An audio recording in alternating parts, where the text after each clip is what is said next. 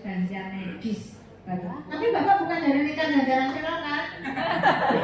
Atau ada yang dari Lingkar Ganja Nasional di sini? Ada yang di belakang, ada yang dari Lingkar Ganja Nasional? Enggak apa-apa, saya terbuka kok. Kan saya peneliti. Saya peneliti itu sifatnya inner itu artinya harus netral. Nggak boleh berpihak ke sana, nggak boleh berpihak ke sini. Yang saya junjung adalah ilmu pengetahuan dan teknologi ya, gitu. Jadi ganja, saya memang tidak akan menyampaikan ganja sejarah ganja dalam dunia kefarmasian ya. Tapi sebetulnya ganja itu memang sudah banyak bukti-bukti empiris terkait penggunaannya untuk pengobatan. Ya, dan banyak sekali berbagai permasalahan kesehatan yang bisa diatasi dengan ganja. Namun demikian, ya, sejalan dengan perkembangan akal budi manusia, ya, yang tidak hanya fokus pada aspek kesehatan, tetapi juga aspek kenyamanan, akhirnya banyak sekali terjadi penyalahgunaan. Nah, untuk itulah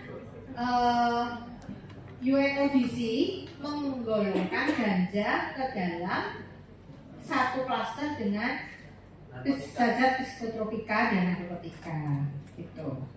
Karena apa? Karena efek rekreasionalnya itu kadang-kadang dimanfaatkan secara berlebihan, gitu.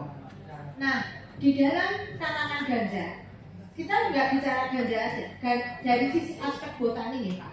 Dari aspek botani, ganja itu kan menurut pakar botanis itu termasuk unik ya, karena dalam satu genus itu hanya ada beberapa spesies saja, gitu. Jadi cannabis itu hanya ada kalau nggak salah 2 atau 3 spesies di dalam satu genus. Jadi cannabis sativa, cannabis indica, satu lagi cannabis apa ya, kemarin saya nggak lupa. Itu. Nah, yang ada di Indonesia, kalau kita bicara dunia kan banyak juga negara-negara yang tidak mengkategorikan ganja ke dalam kategori narkotika, misalnya Thailand, tapi dalam tanda kutip juga ya, dalam tanda kutip, karena Thailand itu membagi 2, marijuana dan hemp, beda Pak.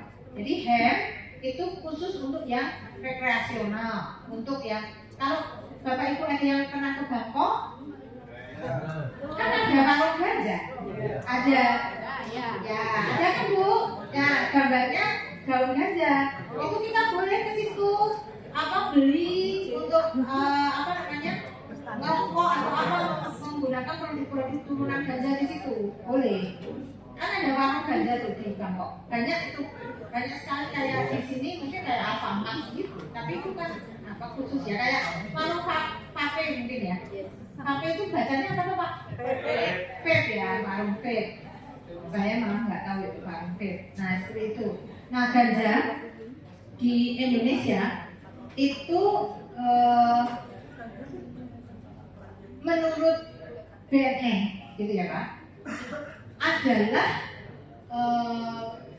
70% dari kasus penyalahgunaan narkotika dan psikotropika itu 70% didominasi penggunaan ganja ilegal. Gitu.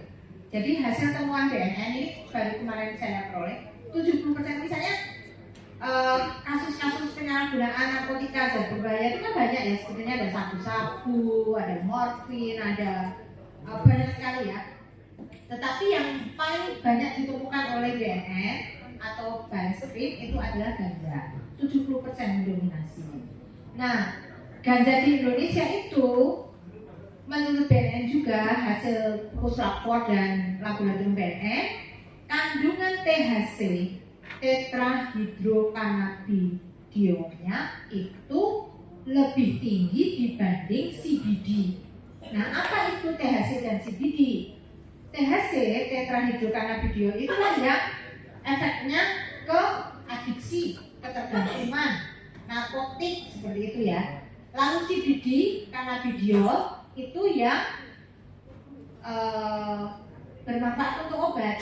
Obat apa? Misalnya anti ansietas, anti kecemasan.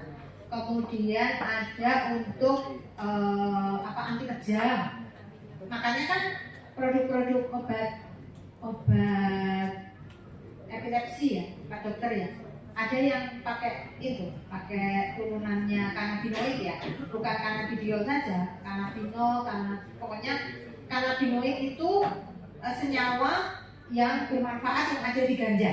Itu ada sekitar 60-an senyawa. Yang dominan adalah CBD tadi.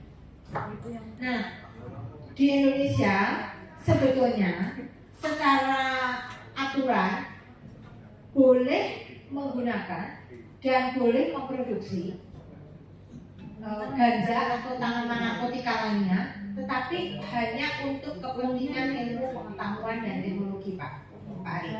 Belum boleh digunakan untuk pelayanan kesehatan. Karena apa? Karena bukti klinisnya belum mencukupi. Satu. Kemudian farmakovigilan untuk terapi-terapi yang diklaim dapat disembuhkan oleh ganja itu sudah ada golden standarnya, sehingga perlu dilakukan evaluasi terkait dengan aspek manfaat dan aspek mudaratnya.